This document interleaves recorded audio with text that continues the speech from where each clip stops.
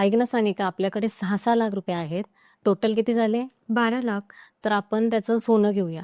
नाही दीदी, आपण त्या 12 लाखाची ना मस्त गाडी घेऊयात. खूप मस्त गाडी आहे. अरे यार, गाडी म्हणजे वेस्ट ऑफ मनी. आपण सोनं घेऊया. दीदी तू विचार कर की त्या गाडीमध्ये कुठे कुठे फिरता येईल आपल्याला. अरे नाही, सोनं घेतलं तर ते काही वर्षानंतर ते किती त्याचे भाव येतील. आपण एक काम करूयात, मग मला माझे 6 लाख रुपये दे, मी त्याची गाडी घेते. ठीक आहे, चालेल. तू 6 लाखची गाडी घे, मी 6 लाखचं सोनं घेते. 10 years later. काय ग सानिका, 10 वर्ष आधी गाडी घेतली ती काय व्हॅल्यू झाली त्याची? फक्त 3 लाख रुपये. आणि तू जे सोनं घेतलं होतं त्याची 30 lakhs. 30 lakhs. हो. काश यार, मी पण गाडी घ्यायच्या ऐवजी जर सोनं घेतलं असतं तर आज माझ्या पण सोन्याची व्हॅल्यू 30 लाख असती.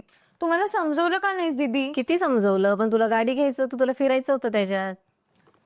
जसं मी निर्णय घ्यायला चुकली आहे ना, तसं तुम्ही निर्णय घ्यायला चुकू नका.